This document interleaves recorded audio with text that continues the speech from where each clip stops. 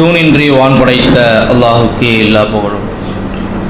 அன்புள்ள சகோதரர்களே, சகோதரிகளே, பெரியவர்களே, உங்கள் அனைவரின் மீதும் அல்லாஹுவின் சாந்தியும் சமாதானமும் உண்டாகட்டுமாக.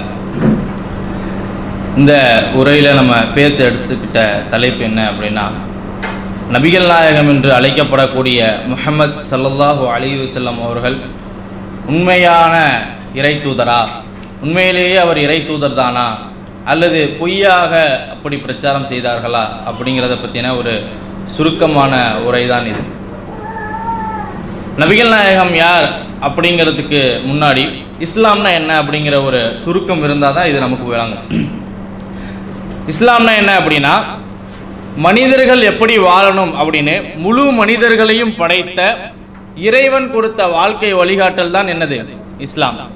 இந்த இஸ்லாம் என்ற வாழ்க்கை வழிகாட்டலை மனிதர்களுக்கு கற்றுக் கொடுப்பதற்காக, போதிப்பதற்காக மனிதர்களிலிருந்தே சிலரை இறைவன் தேர்ந்தெடுத்து அவர்களுக்கு பிரச்சாரம் செய்ய அனுப்புவான்.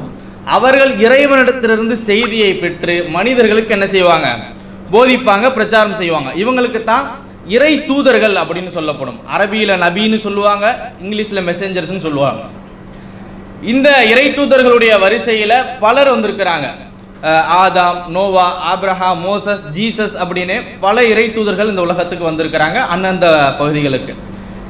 இதில் கடைசியாக இந்த வரிசையில் முழு உலக மக்களுக்கும் கடைசி இறை தூதராக வந்த இறை தூதர் தான் இந்த நபிகள் நாயகம் என்று சொல்லக்கூடிய முஹம்மது ஸல்லல்லாஹு அலைஹி வஸல்லம் அவங்க. இந்த எல்லா இறை தூதர்களுடைய பிரச்சாரமும் என்ன அப்படின்னா, உங்களையும் என்னையும் படைச்சது ஒரே கடவுள், அந்த ஒரே ஒரு கடவுளை மட்டும்தான், நம்ம எல்லாரையும் படைச்ச அந்த ஒரே ஒரு இறைவனை மட்டும்தான் வணங்கணும் அப்படிங்கிறது தான் இந்த இறை தூதர்களுடைய பிரச்சாரம். இதைத்தான் நபிகள் நாயகம் ஸல்லல்லாஹு அலைஹி வஸல்லம் அவர்களும் பிரச்சாரம் செஞ்சாங்க. இதோடு சேர்த்து முழு மனித வாழ்க்கைக்கு தேவையான வழிகாட்டல்களையும் போதிச்சாங்க. இப்போ இதில் இந்த இறை தூதருடைய வாழ்க்கையை பொறுத்த வரைக்கும் அவர் ஒரு 1400 ஆண்டுகளுக்கு முன்னாடி அரேபிய அந்த தீபகற்பத்தில் என்ன செய்கிறாரு, இந்த மக்கான்னு சொல்லுவாங்க, இப்போ இருக்க மக்கா, அங்கே பிறக்கிறாங்க. பிறந்து எழுத படிக்க தெரியாத ஒருவராகத்தான் வளர்கிறாங்க, ஒரு அனாதையாகத்தான் இருக்கிறாங்க, வளர்கிறாங்க. இப்படி இருக்கக்கூடியவர் தன்னுடைய 25 வயசில் திருமணம் செய்கிறார். முதல் முறையாக திருமணம் செய்கிறாங்க. அந்த அவருடைய வாழ்க்கையை பொறுத்த வரைக்கும் அந்த அரேபிய மக்கள் எல்லாருமே பெரும்பாலும் மோசமானவங்களாக இருப்பாங்க. சில நல்ல பண்புகள் அவங்கள்ட்ட இருந்தாலும் மோசமான மக்களாகத்தான் இருந்தாங்க. அவங்களே இறை தூதரை பற்றி சொல்லுவாங்க, நபிகள் நாயகத்தை பற்றி. அவர் நபின்னு சொல்கிறதுக்கு முன்னாடி, இறை தூதர்னு சொல்கிறதுக்கு முன்னாடி, இவரை போன்ற ஒரு சிறந்த மனிதர் எங்களில் கிடையாது, இவர் தான் நம்பிக்கைக்கு உரியவர், அஸ்ஸாதிக் அல் அமீன்னு சொல்லுவாங்க. அதாவது நம்பிக்கைக்கு உரியவர் அப்படின்னு சொல்லுவாங்க. பொய்யே இவர் பேச மாட்டாரு அப்படின்னு பிற்காலத்தில் எதிரிகள் கூட சொல்லக்கூடிய அளவுக்கு நபிகள் நாயகம் அவங்க வாழ்ந்தாங்க அப்படிங்கிறத அவங்களுடைய வரலாறுல பார்க்க முடியுது. ஆக அவருடைய வாழ்க்கையை பொறுத்த வரைக்கும் மிக சிறந்த முறையில் தான் என்ன செஞ்சுருக்காங்க, வாழ்ந்திருக்கிறாங்க. இவர் 40 வயசுல தன்னை இறைவனுடைய தூதர் அப்படின்னு மக்கள்கிட்ட அறிமுகம் செய்கிறாரு. எனக்கு இறைவனத்திலிருந்து செய்தி வருது அப்படின்னு சொல்றாரு. அதுக்கப்புறம் தான் அவருடைய அந்த தூதுத்துவ பணி ஆரம்பிக்குது. 63 வயசுல, 23 ஆண்டுகள் பிரச்சாரத்திற்கு பிறகு 63 வயசுல என்ன செய்யறாங்க, இறந்து போறாங்க. இதுதான் இறை தூதர் நபிகள் நாயகம் அவங்கள பத்தின ஒரு சுருக்கமான வரலாற்று சுருக்கம். இப்போ இதுல உண்மையிலேயே இவர் இறை தூதர் தானா அப்படிங்கிறத பத்தி தான் நம்முடைய தலைப்பு. இந்த தலைப்புக்கு பேசுறதுக்கு நம்ம எதை வச்சு பேசுவோம் அப்படின்னா, இறை தூதருடைய சொந்த வாழ்க்கை இருக்குதே, அதுக்குள்ள இருந்து மட்டும்தான் நம்ம என்ன செய்ய போறோம், பேச போறோம். அவங்களுடைய வாழ்க்கை வரலாறுல இருந்து. இந்த வாழ்க்கை வரலாறு அப்படின்னு சொல்ற நேரத்தில் உங்களுக்கு ஒரு கேள்வி வரலாம், நபிகள் நாயகத்தை வரலாறு எழுதுனதே முஸ்லிம்கள், அப்போ நீங்க உங்க இஷ்டப்படி என்ன செய்யலாம், எழுதிருப்பீங்க, அவரை புகழ்ந்து எழுதிருப்பீங்க, அவர் எப்படி செஞ்சாரு அப்படி செஞ்சாருன்னு எழுதிருப்பீங்க, இதெல்லாம் ஒரு ஆதாரமா என்று என்ன செய்யலாம் நீங்க கேட்கலாம். அன்புள்ள சகோதரர்களே, இந்த உலகத்தை பொறுத்த வரைக்கும் பொதுவாக வரலாறு எப்படி எழுதப்படும் அப்படின்னா, கேள்விப்பட்டதை வச்சு எழுதுவாங்க, ஒருத்தர் சொன்னதை வச்சு எழுதுவாங்க, ஆய்வுலாம் செஞ்சுக்கிட்டு இருக்க மாட்டாங்க, இப்படி உண்மையிலே நடந்துச்சா அப்படின்லாம். இதுதான் வரலாறு உலகத்தை பொறுத்த வரைக்கும். ஆனால் நபிகள் நாயகம் அவங்களுடைய வரலாறு பொறுத்த வரைக்கும் இப்படி கிடையாது. அவங்களுடைய வரலாறு எப்படி தெரியுமா, இந்த உலகத்திலேயே ஒரு மனிதனுடைய வாழ்க்கை 100% பாதுகாக்கப்பட்டு வெரிஃபை செய்யப்பட்டு பாதுகாக்கப்பட்டிருக்குது அப்படின்னு சொன்னால் அது நபிகள் நாயகத்துடைய வரலாறு. அதை பற்றின ஒரு நிமிஷம் நான் சொல்கிறேன்.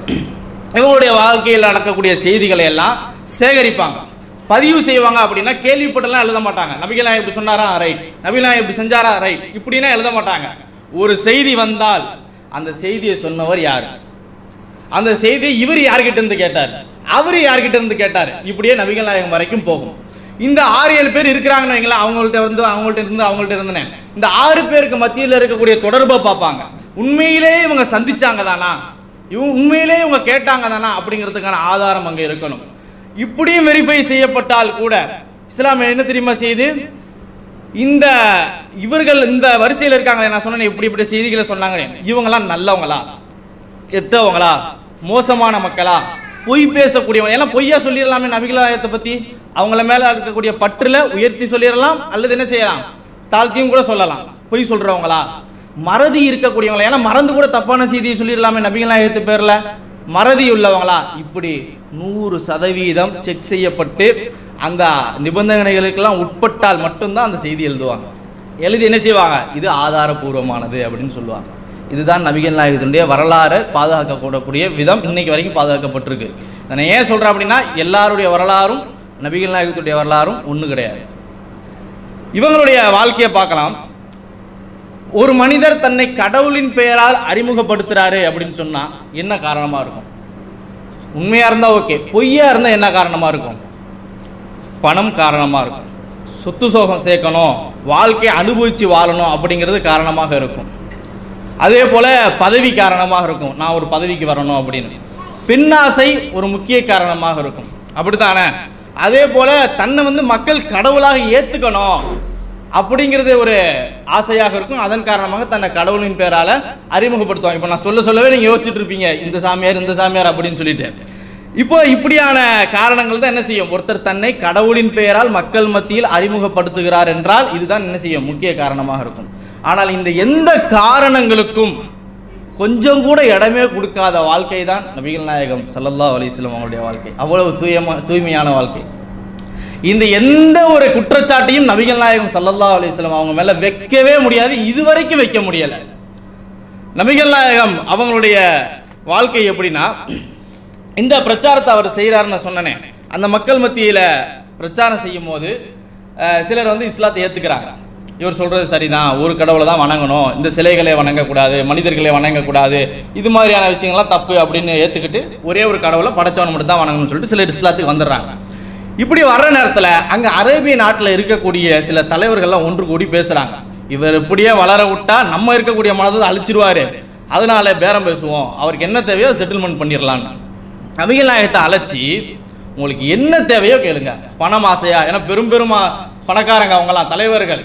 இன்னைக்கு உள்ளம்மா இன்னைக்காச்சும் கருத்து சுதந்திரன்ற பேர்லையாச்சும் ஒரு மதத்தை பேசுறதுக்கு வழி இருக்குது. அன்னைக்கு கருத்து சுதந்திரம்லாம் பேச முடியாது, போட்டு தான் தள்ளுவாங்க. அப்படிப்பட்ட ஒரு காலம். பணம் வேணுமா உங்களுக்கு? தரோம். எங்களுக்கெல்லாம் தலைவராக இருக்கணும்னு ஆசைப்படுறீங்களா? தரோம். பெண்கள் மேலே ஆசையா? தரோம். இப்படி என்னென்ன ஆசை வேணுமோ சொல்லுங்க, நாங்கள் ஏற்பாடு செய்கிறோம், அந்த பிரச்சாரத்தை விட்டுருங்க. இவர் பொய்யராக இருந்தால் என்ன செஞ்சுருக்கணும், ஏன்னா இப்படிலாம் சொல்லும் போது கஷ்டப்படணும், அதுக்காக எதுக்கு இந்த கஷ்டப்பட்டு அதான் கிடச்சிருச்சுன்னு சொல்லிட்டு என்ன செஞ்சுருக்கலாம், ஏற்றிருக்கலாம். நபிகள் நாயகம் சொன்னார்கள், என்னுடைய ஒரு கையில் சூரியனையும் ஒரு கையில் சந்திரனையும் கொடுத்தால் கூட இந்த பிரச்சாரத்தை விடமாட்டேன், இதுவெல்லாம் எனக்கு தேவையே கிடையாது என்று ரசூலுல்லாஹி ஸல்லல்லாஹு அலைஹி வஸல்லம் நபிகள் நாயகம் அவர்கள் சொன்னார்கள் என்றால் அவர் பொய்யாக இந்த பிரச்சாரத்தை எடுத்திருப்பார்களா அப்படின்னு நம்ம பார்க்கணும். முன்மாறுதர்களே, நபிகள் நாயகத்துடைய வீடு எப்படி தெரியுமா இருக்கும்? அவங்க மனைவி சொல்றாங்க, நபிகள் நாயகம் நைட்டு இரவு நேரத்தில் தொழுவுறது அவருக்கு கட்டாய கடமை, சரிங்களா? தொழுவாங்க வீட்டில். அப்போ அவங்க மனைவி சொல்றாங்க, நபிகளார் தொழுவாங்க, நான் அவங்களுக்கு முன்னாடி காலை நீட்டி தூங்கிட்டு இருப்பேன். அப்போ என்ன செய்வாங்கன்னா, தலையை இந்த தரையில் வைக்கக்கூடிய ஒரு இடம் வரும் தொழுகையில், சஜ்ஜிதான்னு சொல்லுவாங்க. அப்போது அந்த நேரத்தில் வரும்போது என் காலை அப்படி குத்தி விடுவாங்க. குத்தி விட்டதுக்கு போது என்ன செய்வாங்க, காலை மடக்கிப்பேன், அவங்க சஜ்ஜிதா செய்வாங்க, அந்த தொழுகை அந்த இடத்த செய்வாங்க. அதை முடிச்சதுக்கப்புறம் நான் என்ன செய்ய, காலை நீட்டிப்பேன், இப்படித்தான் தொழுகை நடக்கும் அப்படின்னு யார் சொல்கிறா? நபிகள் நாயகத்தினுடைய மனைவி சொல்கிறாங்க ரலியல்லாஹு அன்ஹா. இதை சொல்கிறதுக்கு என்ன காரணம் அப்படின்னா, அவங்களே சொல்கிறாங்க, ஏன்னா அன்றைக்கி எங்களுடைய வீட்டில் விளக்கே கிடையாது, விளக்கு கிடையாது எங்கள் வீட்டில், அதனால் அவங்க குத்தி விடுவாங்க, நான் காலை மடக்கிப்பேன், அப்புறம் காலை நீட்டிப்பேன் அப்படி சொல்கிறாங்க. இதுதான் நபிகள் நாயகம் அவர்களுடைய வீடு இருந்த அளவு. எப்படிப்பட்ட நபிகள் நாயகம் தெரியுமா? சும்மா சாதாரண மனிதன் நினச்சோமா, நம்ம ஏதோ கடவுளின் பேரால் சில மந்திரங்களை சொல்லிட்டு இருப்பார் நினச்சோமா? மிக பெரும் ஆக சிறந்த அரசியல் தலைவர். எப்படிப்பட்ட நாடு தெரியுமா அவர் கையில் இருந்துச்சு? 4 மாகாணங்கள் இருந்துச்சு அவர் மரணிக்கிற நேரத்தில். மக்கா அவருக்கு கீழே இருந்துச்சு, மதினா அவருக்கு கீழே இருந்துச்சு, ஹைபர் அவருக்கு கீழே இருந்துச்சு, தாயிஃப் அவருக்கு கீழே. இன்னைக்கு சொல்றோம் அரேபிய தீபகற்பம்னு முழு மாகாணங்களும் அவருக்கு கட்டுப்பாட்டில், அவர் தான் எல்லாத்துக்கும் ஆட்சி தலைவராக இருந்தார். அப்படிப்பட்ட ஒரு அரசியல் தலைவர், அப்படிப்பட்ட ஒரு ஆட்சியாளருடைய வீடு இப்படி இருக்குது அப்படின்னா இவர் பொய்யாக இருந்திருப்பாரா? இன்னைக்கு பார்க்குறோமா இல்லையா? ஒரு சின்ன ஒரு வார்டு கவுன்சிலர் தான், அவர் வீடை பார்த்தா அந்த ஏரியாலே அவர் வீடு தான் பெருசாக இருக்கும். பார்த்தாலே சொல்லணும் யார் கவுன்சிலர் வீடான்னு. அந்த அளவிற்கு இருக்குன்னா மிக பெரும் மாகாணங்களை தனக்கு கீழே வச்சிருக்கக்கூடிய நபிகள் நாயகமே அப்படி இருக்கல. காரணம், அவர் உண்மையான இறைத்துவதாக இருந்தார். பொய்யாக ஏமாத்திருந்தாங்கன்னா கிடைச்ச உடனே எடுத்துட்டு போயிருப்பாரு, யாரும் கேட்க முடியாது. ஆனால் என்ன செஞ்சாங்க? அப்படி வாழ்ந்தாங்க. ஒரு முறை நபிகள் நாயகம் அவங்க இடத்துல கேட்கப்பட்டுச்சு. அவங்க வீட்டுக்கு போறாங்க, போனா படுத்து கிடந்த அந்த ஈச்சம்பாய் அதனுடைய அச்செல்லாம் முதுகுல பட்டிருக்குது, அந்த அச்சு இருக்குது. அதை பார்த்துட்டு ஒருத்தர் அழுதுட்டு கேட்கிறார், அல்லாஹ்வுடைய தூதரே, எந்தெந்த நாட்டு மன்னர்களோ எப்படியோ வாழ்ந்துகிட்டு இருக்காங்க ஆடம்பரமா, உங்களுக்கு இப்படி இல்லையா அப்படின்னு. அப்போ கேட்குறாங்க, உங்களுக்கு நான் ஒரு மெத்த மாதிரி செஞ்சு தரலாமா அந்த அச்சு படாமல் இருக்கிறதுக்கு அப்படின்னு. இந்த வாழ்க்கை என்னன்னு நீங்கள் நினச்சிங்க? ஒரு பயணியாக இருக்கக்கூடிய ஒருத்தன் போகிற வழியில் ஒரு மரத்துக்கு கீழே உட்கார்ந்துக்கிட்டு ரெஸ்ட் எடுத்துகிட்டு போகிற மாதிரி தான் என்னுடைய இந்த வாழ்க்கை அப்படின்னு நபிகள் நாயகம் ஸல்லல்லாஹு அலைஹி வஸல்லம் அவங்க சொல்லிட்டு அதை மறுத்தாங்க. கடைசி வரைக்கும் என்ன செய்யலை, அப்படியான ஒரு வாழ்க்கையை வாழலை. ஒரு பெட்ஷீட்டை விரிச்சு தான் கேட்டாங்க, ஒரு மெத்த மாதிரி செஞ்சு தரட்டுமான்னு தான் கேட்டாங்க. அதுக்கு கூட என்ன செய்யலை, நபிகள் நாயகம் அவர்கள் உடன்படவில்லை அப்படின்னு பார்க்கலாம். இதே மாதிரி ஒரு பெண் என்ன செய்கிறாங்க அப்படின்னா, இந்த மாதிரி ஒரு பெட்ஷீட் மாதிரி ஒரு நல்ல துணி, அழகான துணி, இதை கொண்டு வந்துட்டு அவங்க மனைவி கிட்ட கொடுத்துட்டு போயிடுறாங்க, இது நபிகளாருக்கு நான் செய்யக்கூடிய அன்பளிப்பு அப்படின்னு. இதை வந்து அழகா இருக்குது, நபிகள் நாயகம் வந்து பார்க்குறாங்க, இது யாரு கொடுத்தாங்க அப்படிங்கும்போது வந்து பார்த்தாங்க, இப்படிலாம் இருந்துச்சு. அவங்க வந்து உங்களுக்கு அன்பளிப்பாக கொடுத்துட்டு போனாங்க. நபிகள் நாயகம் அவங்க பிரித்து பார்க்குறாங்க. ஏன்னா நபிகள் நாயகம் அன்பளிப்பை வாங்கக்கூடியவங்க. ஏன்னா அன்பளிப்பை வாங்குறது பணிவுள்ள ஒரு குணம். பணிவாக இருக்கவங்க வந்து அன்பளிப்பை சீக்கிரம் வாங்கிப்பாங்க. எந்த அளவுக்குன்னா ஒரு வேஸ்டான பொருளை கொடுத்தா கூட நபிகள் நாயகம் வந்து சந்தோஷப்பட்டு வாங்கிப்பாங்கன்ற அளவுக்கு சிறந்த மனிதன். அப்போ அதை பிரித்து பார்க்குறாங்க. பிரிச்சுன்னா அந்த அந்த அந்த அன்பளிப்புடைய தன்மை என்ன அப்படின்னா, அவங்க வந்து ஒரு இரக்கத்தின் காரணமாக கொடுத்துருக்காங்க, பரிவு காட்டி கொடுத்துருக்காங்க அந்த அன்பளிப்பை. நபிகள் நாயகம் சொன்னாங்க, இது எனக்கு தேவையில்லை, அவங்கள்ட்ட கொடுத்துருங்க அப்படின்னு வந்த கிஃப்ட்டை கொடுத்து விட சொன்னாங்க. அவங்க மனைவி சொல்கிறாங்க, அல்லாஹ்வுடைய தூதரே அழகா இருக்குது, இதையா கொடுக்க சொல்கிறீங்க, தேவையில்லை கொடுத்து விடுங்க அப்படின்னு சொல்லிட்டு நபிகள் நாயகம் ஸல்லல்லாஹு அலைஹி வஸல்லம் அவர்கள் பிரார்த்தனை செய்தார்கள் இறைவனிடத்திலே, அல்லாஹ்வே இந்த முகம்மதுடைய குடும்பத்தை ரொட்டி துண்டுகளை சாப்பிட்டு வாழக்கூடியவர்களாக ஆக்கி வைப்பாக என்பதாக நபிகள் நாயகம் ஸல்லல்லாஹு அலைஹி வஸல்லம் அவர்கள் பிரார்த்தனை செய்தார்கள். பார்ந்தவர்களே, பொய்யாக மனிதர்களை ஏமாற்ற வேண்டும் என்று, கடவுளின் பெயரால் ஏமாற்ற வேண்டும் என்று ஆசைப்பட்டவராக இருந்தால் இதெல்லாம் கிடைக்கும் போது அவர் எதுக்கு வேணான்னு சொல்லியிருக்கணும். அவர் உண்மையான இறை தூதர் அப்படிங்கிறதுனால தான் என்ன செஞ்சார், அதை இது பண்ணார். இன்னொரு நபித்தோழர் சொல்றாரு, நபியினுடைய தோழர் நபிகளார் கடைசி வரை தன்னுடைய வாழ்நாளில் ஒரு மிருதுவான ரொட்டியை, லேசான நம்ம ரொட்டி நம்ம சொல்லுவோமே, இந்த மாதிரியான ஒரு ரொட்டி அவர் என்ன செய்யறதில்ல, சாப்பிட்டதே கிடையாது அப்படின்னு அவருடைய நண்பர்ல ஒருத்தர் தோழர்கள்ல ஒருத்தர் சொல்றாரு. லேசான ரொட்டி நபிகள் நாயகம் சாப்பிட்டதில்லை. இன்னொருத்தர் சொல்றாரு, தரத்துல குறைஞ்ச ஒரு குறைவான தரமுடைய பேரிச்சம்பழங்களை வாங்கி சாப்பிட்ற அளவுக்கு கூட நபிகள் நாயகத்துக்கு வந்து வசதி இல்லாம இருந்தாங்க அப்படின்னு. அவங்க மனைவி சொல்றாங்க, நாங்க வாழும்போது 2 மாதங்கள் எங்களுடைய வீட்டில் அடுப்பெரியாமலாம் இருந்திருக்குது அப்படின்னு. அப்போ நீங்கள் என்ன செஞ்சீங்க சாப்பாடுன்னு கேட்டால் சொன்னாங்க, நாங்கள் வந்து பேரிச்சம்பழத்தையும் தண்ணியும் தான் குடிச்சு வாழ்ந்துகிட்டு இருந்தோம் அப்படின்னு. ஒரு மனிதர் சொல்றார், அபூ ஹுரைரா ரலியல்லாஹு அன்ஹு, நபிகளாருடைய குடும்பத்தார்கள் யாரும் 3 நாளைக்கு தொடர்ந்து வயிறார சாப்பிட்டதே கிடையாது அப்படின்னு. நபிகளாருடைய குடும்பத்தார் சொல்றாங்க, நாங்கள் 2 வேளை தொடர்ந்து வயிறார சாப்பிட்டது கிடையாது அப்படின்னு. இவ்வளவு பெரிய ஏழ்மை நபிகள் நாயகத்துடைய வாழ்க்கையில் என்ன செய்யலாம் நம்ம பார்க்கலாம். இது எல்லாம் விட அவர் மரணிக்கிற நேரத்தில் தன்னுடைய போர் கவசத்தை என்ன செஞ்சார், சாப்பாட்டு கோதுமை வாங்குறதுக்காக ஒரு யூதர்கிட்ட அடமானம் வச்சாங்க. அடமானம் வச்ச நிலையில தான் மரணிக்கவும் செஞ்சாங்க. யாரு? 4 மாகாணங்களை ஆட்சி செய்யக்கூடிய ஆட்சி தலைவர், அரேபிய தீபகற்பத்தை ஆட்சி செய்யக்கூடிய ஆட்சி தலைவர். இப்படி இருக்கக்கூடிய நபிகள் நாயகம் சாப்பாட்டுக்கு வசதி இல்லாம தன்னுடைய போர் கவசத்தை ஒரு யூதர்கிட்ட அடமானம் வச்ச நிலையில இறந்தாங்க அப்படின்னு சொன்ன அன்புள்ள சகோதரர்களே, காசுக்காக, பொருளாசைக்காக, ஆடம்பர வாழ்க்கை வாழணுங்கிறதுக்காக ஆசைப்படக்கூடிய ஒருவன் தான் கடவுளின் பெயரால் என்ன செய்வான், பொய் சொல்லி மக்களை ஏமாத்துவார். நபிகள் என்ன செய்யல, ஒருபோதும் அப்படி செய்யவில்லை அப்படின்னு பார்க்கலாம். அதே நேரம் கடவுளின் பெயரால் தானும் அப்படி இருக்கல, கடவுளின் பெயரால் மக்கள்கிட்ட சுரண்டியும் என்ன செய்யல, ஒரு வாழல. மக்கள்கிட்ட என்ன செய்யல, அவர் சுரண்டவும் இல்லை. எப்படின்னா மதீனா அப்படிங்கிற ஒரு பள்ளி இன்னைக்கு பெரிய பள்ளியா இருக்குதா, அன்னைக்கு வந்து ஒரு நாடை விட்டு நாடு, காசு பணம் தொழில் எல்லாத்தையும் விட்டுட்டு வந்துட்டாங்க பக்கத்து நாட்டுக்கு. அங்கே உள்ள மக்களுக்கு எதிராக இருந்தாங்கன்னு வந்துட்டாங்க. வந்ததுக்கு அப்புறம் இங்கே ஒரு பள்ளிவாசல் கட்டுறாங்க. அந்த பள்ளிவாசலை கட்டும்போது இடம் தேவை. அந்த நபிகள் நாயகம் வந்து ஒரு 2 நாள் என்ன செய்றாங்க, அந்த ஒரு வாரம் அல்லது 2-3 நாள் என்ன செய்றாங்கன்னா, ஒரு ஆடுகள் கட்டப்படக்கூடிய ஒரு இடத்துல தான் தொழுகிறாங்க. அந்த இடத்தையே விலைக்கு வாங்கலாம் அப்படின்னு பேசுறாங்க. பள்ளிவாசல் கட்டணும், மசூதி. அப்போ வந்து அந்த இடத்துக்கு சொந்தக்காரங்க 2 பேர் வந்து சொல்றாங்க, நாங்க அல்லாஹ்வுக்காக இதை வந்து கொடுத்துட்றோம், உங்களுக்கு இது இலவசமாக நீங்க எடுத்துக்கோங்க அப்படின்னு இறைவனுக்காக கொடுத்துட்றாங்க. நபிகள்லாம் என்ன செஞ்சாங்க தெரியுமா? முடியாது, காசுக்கு தான் இதை வாங்குவேன்னு சொன்னார். நம்மளா இருந்தால் என்ன செய்வோம், மாஷா அல்லாஹ் இப்படி தான் இருக்கணும் கொடுங்க அப்படின்னு சொல்லிட்டு எடுத்து வச்சுக்கிருப்பாங்க. ஆனால் அவங்க என்ன தெரியுமா செஞ்சாங்க, அவங்க அனாதை பிள்ளைங்க சொல்லப்போனால். நபிகளாக என்ன தெரியுமா செஞ்சாங்க, முடியாது, காசுக்கு தான் இதை வாங்குவேன்னு சொல்லி ரேட்டு பேசி தான் அந்த இடத்த வாங்கி கட்டினாங்க. இன்னைக்கு வரைக்கும் என்ன செய்யுது அந்த பள்ளி இருக்கிறது அப்படின்னு பார்க்கலாம். அதே போல் இன்னொரு உதாரணம் சொல்லலாம். நபிகள் நாயகம் அவர்களுடைய சொத்து இருக்குது, இன்னும் சொல்லப்போனால் அவங்களுக்கு தர்மம் இருக்குது தெரியுமா. தர்மம் அப்படிங்கிறது இஸ்லாத்தில் அதிகமாக செய்ய சொல்லப்பட்ட ஒரு விஷயம். இந்த தர்மத்தில் வரக்கூடிய காசு நபிகளாருக்கு ஹராம், நபிகள் நாயகம் குடும்பத்துக்கே ஹராம். ஹராம்னா அவங்க பயன்படுத்தக்கூடாது, வாங்கக்கூடாது, கொடுக்க கூடாது அவங்களுக்கு. இதுதான் இறைவனுடைய இஸ்லாமத்தினுடைய சட்டம். இது யார் சொன்னா? நபிகள் நாயகமே சொன்னாங்க. யாரும் எங்களுடைய குடும்பத்தாருக்கு தர்மம் செய்யக்கூடாது, தர்மம் எங்களுக்கு சேராது, எங்களுக்கு கொடுக்க முடியாது, நாங்கள் அதை அனுபவிக்க முடியாதுன்னு நபிகள் நாயகம் தனக்குத்தானே தடுத்து கொண்டார்கள். இறைவன் தடுத்தான். எந்த அளவுக்கு தெரியுமா? பள்ளிவாசல்ல ஒரு பெரிய பெரிய அளவுக்கு வந்து இந்த பேரிச்சம்பழம்லாம் கொட்டி கிடக்குது. நபிகள் நாயகத்தினுடைய பேரன் வந்து வாயில் எடுத்து வச்சுட்டாரு, சின்ன குழந்தை தெரியாது. அதை வாய்க்குள்ள கையை விட்டு எடுத்து போட்டு சொன்னாங்க, இது நம்ம சாப்பிடக்கூடாது, தர்ம பொருட்கள் நமக்கு கிடையாது, அல்லாஹ் நமக்கு தடுத்திருக்கிறான் என்று நபிகள் நாயகம் ஸல்லல்லாஹு அலைஹி வஸல்லம் அவர்கள் சொன்னார்கள் என்ற செய்தியை பார்க்கலாம். அது மட்டும் இல்லாம வாரிசு உரிமை இருக்குது. சரி, தான் தான் வாழல, தனக்கு பின்னாடி வரவங்களுக்காக சேர்த்து வச்சுட்டு போயிருக்கலாம் அப்படின்னு சொல்ல நம்ம மனசு நினைக்கலாமே. ஆனால் நபிகள் நாயகத்தினுடைய வாரிசு உரிமை அப்படிங்கிறது கிடையாது. அவங்களுக்கு அந்த சொத்து இருக்கு, நபிகள் நாயகம் வச்சுட்டு போன சொத்து இருக்கு மிச்சம் மீதி, இது அவங்க பிள்ளைங்க எடுத்து அனுபவிக்க கூடாது. அவங்கள்ட்ட கொஞ்சம் கொஞ்சம் பொருள் வச்சுட்டு போனாங்க. அதை வந்து அதுக்கு அடுத்த ஆட்சியாளராக இருந்த அபூபக்கர் அப்படிங்கிறவங்கள்ட்ட போய் அவங்க மக கேட்குறாங்க, ஃபாத்திமா.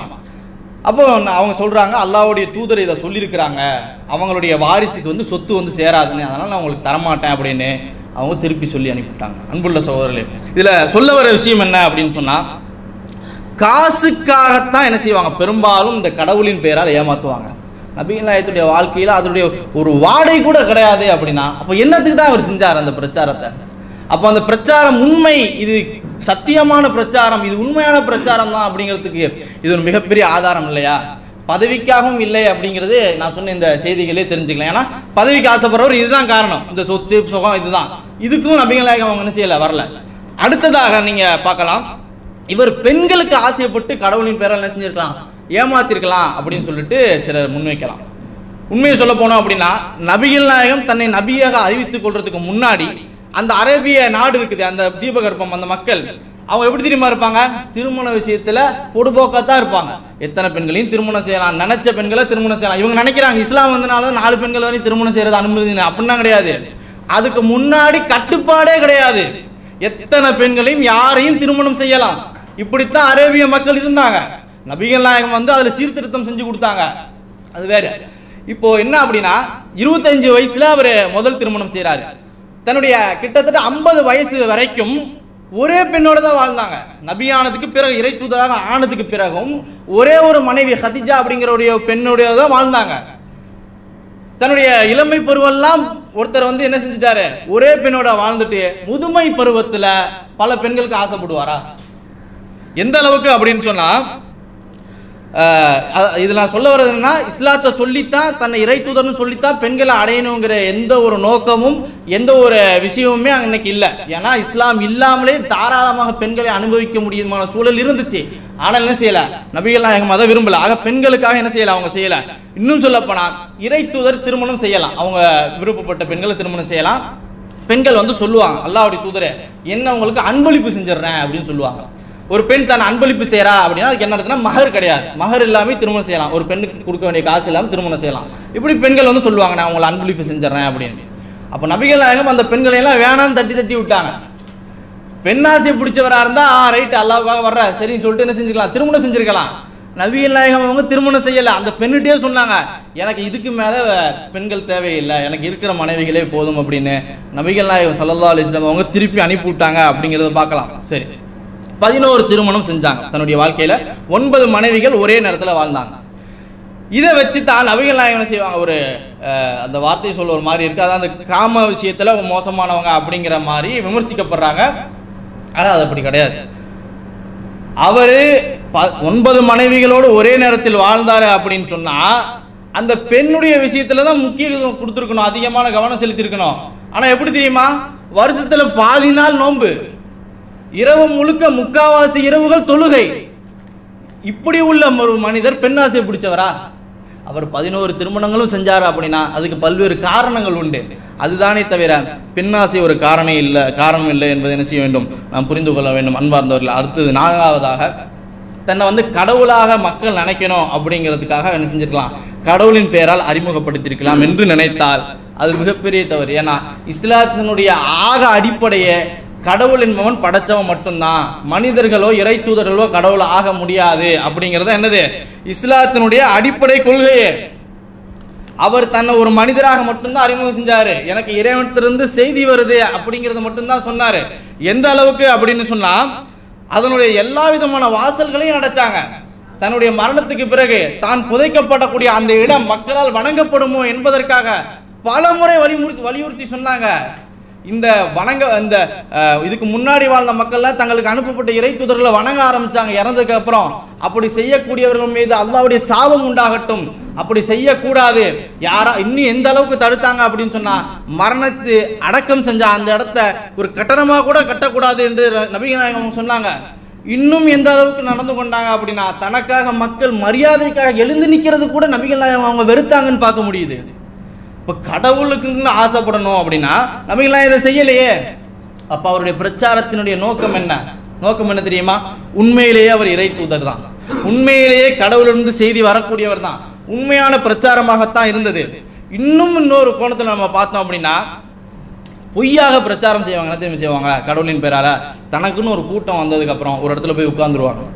அதுக்கு மேலெல்லாம் போராட மாட்டாங்க, கஷ்டப்பட மாட்டாங்க, பேச மாட்டாங்க. அவர் எப்போ வாயை திறப்பாக இருந்து மக்கள் எதிர்பார்த்துட்டு இருப்பாங்க, அந்த லெவலுக்கு போயிடுவாங்க. ஆனால் நபிகள் நாயகம் என்ன தெரியுமா செஞ்சாங்க, கஷ்டப்பட்டு இந்த பிரச்சாரத்தை செஞ்சாங்க. பல துன்பங்கள், ரத்தம் வர அளவுக்கு கல்லால் அடிப்பாங்க, அடித்து விரட்டுவாங்க, சிறுவர்களை வச்சு அடித்தாங்க. இப்படி பல்வேறு விதமான துன்பங்கள், சாப்பாட்டுக்கு வழி இல்லாதவர்களாக, ரத்தத்தையும் காயத்தையும் சுமந்தவர்களாக இந்த பிரச்சாரத்தை செஞ்சாங்க. பல்வேறு விதமான துன்பங்களை அனுபவித்து இந்த பிரச்சாரத்தை செய்யக்கூடியவர் பொய்யானவராக இருக்க முடியுமா? யாராவது ஒருத்தர் பொய்யான விஷயத்துக்கு கஷ்டப்படுவாங்களா? முதல்ல படவே மாட்டாங்க. உலகத்தில் ஏமாற்றி பிழைத்த எல்லாருடைய வரலாறு எடுத்துப்பாங்க, ஒருத்தர் கூட கஷ்டப்பட்டுருக்க மாட்டாங்க இந்த விஷயத்துக்காக. தனக்கு ஆள் கிடைச்சவங்க ரைட்டுன்னு சொல்லிட்டு போயிருப்பாங்க, பணம் காசும் சம்பாதிச்சுக்கிட்டு இருப்பாங்க. ஆனால் எப்படி செய்யலை நபிகள் நாயகம் அவங்க, இப்படி செய்யலை. தன்னுடைய குடும்பத்தார்கள் மரணித்தார்கள் இந்த பிரச்சாரத்தின் காரணமாக. தன்னுடைய நேசம் வைக்கக்கூடிய சாச்சா, தன்னுடைய சின்னப்பான்னு சொல்லுவாங்க, தந்தையுடைய சகோதரன், இவர் என்ன செய்யப்பட்டார், கொலை செய்யப்பட்டார். நபிகள் நாயகம் எல்லா விதமான கஷ்டங்களையும் பொறுத்து கொண்டாங்க அப்படிங்கிறது செய்ய முடியுது, நம்ம பார்க்க முடியுது. ஆக அன்புள்ள சகோதரர், இந்த செய்தியே என்ன செஞ்சிருக்கலாம், நம்ம புரிஞ்சுக்கலாம். இவருடைய பிரச்சாரம் அப்படிங்கிறது பொய்யானது கிடையாது. பொய்யான பிரச்சாரம் செய்யக்கூடிய ஒருத்தர் இப்படியான விஷயங்கள்லாம் செஞ்சு வாழ்ந்திருக்க முடியாது அப்படிங்கிறத நம்ம புரிஞ்சுக்கலாம். அதே நேரம் அவருக்கு எதிரான சில விஷயங்களையும் நம்ம இஸ்லாத்தில் பார்க்க முடியும். அவருக்கு எதிரான அப்படின்னா அவரை இறைவன் கண்டிப்பது போன்ற வசனங்களை நம்ம குர்ஆன்ல பார்க்க முடியும். ஒரு கண் தெரியாத ஒருத்தர் அவர் இன்னொருத்தரோட பேசிக்கிட்டு இருக்கும் போது நடுவில் வராரு, மூஞ்சி அவர் சுழிச்சாரு, மூஞ்சியை கடுகெடுத்தார். என்னடா இவர் இந்த நேரத்தில் வராருன்னு. அவர் கண் தெரியாதவருங்கிறதுக்காக கடுகெடுக்கல, ஒருத்தர்கிட்ட ஒரு முக்கியமான விஷயம் பேசும்போது இன்னொருத்தர் நடுவில் குறுக்கிட்டார், அவ்வளவுதான். ஏன்னா அவர் கண் தெரியாதவர் இருந்தார், அவருக்கு தெரியாது இன்னொருத்தர் பேசிட்டு இருக்காங்க. அதுக்கு நபிகள் நாயகம் முகம் சுழிச்சாங்க. அல்லாஹ் குர்ஆனிலே வசனம் இறக்கினா, அபஸவல்லா, ஒரு கண் பார்வை தெரியாதவர் வந்தது போது என்ன செஞ்சீங்க, நீங்க கடுகெடுத்தீங்க அப்படின்னு இறைவேதம் குர்ஆன்ல இன்ன வரைக்கும் அந்த வசனங்கள் உண்டு. ஆயிஷா அவங்களுடைய மனைவி விமர்சிக்கப்பட்டாங்க, உபச்சாரம் செஞ்சவங்க, நவுது பில்லா, அல்லாஹ் மன்னிக்கணும். அந்த குற்றச்சாட்டு அவங்களுக்கு வந்துச்சு, அவதூறு வந்துச்சு. 1 மாச காலம் அல்லாஹ்விடத்திலிருந்து தீர்ப்பு வர வரைக்கும் நான் தீர்ப்பு சொல்ல மாட்டேன்னு சொன்னாங்க. பொய்யானவராக இருந்தா தன்னுடைய மனைவிக்கு மேல, தான் எல்லாரையும் விட நேசிக்கக்கூடிய மனைவிக்கு மேல குற்றச்சாட்டு வைக்கப்படுது. பொய்யா ஏமாத்துறவராக இருந்தா என்ன செஞ்சிருப்பாரு, வானம் பூமின்னு சொல்லிட்டு என்னென்னமோ இறை தூதர் நபிகள் நாயகம் சொல்றதெல்லாம் நம்புறாங்களே, இவங்கள்ட்ட என்ன செஞ்சிருக்கலாம், அல்லாஹ் எனக்கு சொல்லிட்டான், என் மனைவி அப்படி தப்பு செய்யல அப்படின்னு சொல்லியிருக்கலாம். சொன்னால் யாராச்சும் மறுப்பாங்களா? உயிரை கொடுக்கறதுக்கு தயாராக இருந்தாங்க நபிகள் நாயகத்துடைய ஒரு வார்த்தைக்காக. அந்த நேரத்தில் 1 மாத காலங்கள் நான் நினைக்கிறேன் சில காலங்கள் என்ன செஞ்சாங்க, பொறுத்திருந்து அல்லாஹ் இடத்துல செய்தி வந்ததுக்கு அப்புறம் சொன்னாங்க, ஆயிஷாவே அல்லாஹ் உங்களை தூய்மைப்படுத்தி விட்டான், நீங்க எந்த தவறு செய்யாதவங்கன்றத குர்ஆன்ல வசனம் இறக்கி விட்டான் என்று நபிகள் நாயகம் சொன்னாங்க. இப்படிப்பட்டவர் பொய்யான ஒரு பிரச்சாரத்தை எடுத்திருக்க முடியுமா என்பதை நாம் சிந்தித்து பார்க்க வேண்டும் அன்பார்ந்தவர்களே. கடைசியாக இப்படியான விஷயங்களை எல்லாம் நம்ம ஒரு சரியான ஒரு திறந்த மனதோடு அவங்களுடைய வாழ்க்கையை ஆய்வு செஞ்சு பார்த்தோம் அப்படின்னா நிச்சயமாக இவர் பொய்யானவர் கிடையாது, இவர் பொய்யான ஒரு பிரச்சாரத்தை செஞ்சிருக்கவே முடியாது, நிச்சயமாக இவருடைய பிரச்சாரம் உண்மை அப்படிங்கிறத நம்ம புரிஞ்சு கொள்ளலாம். அதே நேரம் இந்த மாதிரியான காரணங்கள் இருக்கிறனால தான் யாருமே நபிகள் நாயகம் அவங்களுடைய வாழ்க்கை விஷயத்தை என்ன செய்ய முடியல, அசைக்க கூட முடியலை. என்னமோ கடவுள் இருக்காரு அப்படின்னு சொன்னதன் காரணமாகத்தான் அவர் சில மக்களால் புறக்கணிக்கப்படுறாரே தவிர இவ்வளவு விஷயங்கள் கொண்ட ஒரு தலைவர் இந்த உலகத்தில் இல்லவே இல்லை. கிறிஸ்தவர்கள் கூட என்ன தெரியுமா செய்வாங்க, இவர் சொன்னது எல்லாத்தையும் ஏற்றுப்பாங்க, கரெக்ட் தான், இவர் இறை தூதராக, அதாவது இறை தூதர்னு ஏற்றுக்க மாட்டாங்க, ஆனால் இந்த நியாயத்தெல்லாம் ஏற்றுப்பாங்க. ஏற்றுக்கிட்டு என்ன தெரியுமா செய்வாங்க, இது சைத்தானுடைய சைத்தான் இப்படி செய்ய வச்சிருக்கலாம் அப்படின்னு. ஆக அப்போ அவங்க எதை ஏற்றுக்கிறாங்க, அவர் செஞ்ச விஷயங்கள் எல்லாம் ஒரு இறை தூதருக்குரிய விஷயம்னு ஏற்றுக்கிறாங்க. ஆனால் சைத்தானுடையது அப்படின்னு சொல்லிட்டு தங்களை ஏமாற்றி கொள்றாங்க. சைத்தானுடையதாக இருந்தால் சத்தியமான பிரச்சாரம் ஒருபோதும் சைத்தான் செய்ய விட மாட்டாங்க என்பதை என்ன செய்ய வேண்டும், நாம் புரிந்து கொள்ள வேண்டும். அல்லாஹு ரப்புல் ஆலமீன் படைத்த இறைவன், இந்த படைத்தவனுடைய உண்மையான கடைசி இறை தூதராகிய முஹம்மது நபி ஸல்லல்லாஹு அலைஹி வஸல்லம் அவருடைய வாழ்க்கையை சரியான முறையில் ஆய்வு செய்து அதை புரிந்து இவர் உண்மையிலே இறை தூதர் தான் என்பதை ஏற்றுக்கொள்ளக்கூடிய மக்களாக நம் அனைவரையும் ஆக்குவானாக. அகூலு கௌலி ஹாதா அஸ்தக்ஃபிருல்லாஹ லி வ லக்கும். அஸ்ஸலாமு அலைக்கும் வ ரஹ்மத்துல்லாஹி வ பரகாத்துஹு.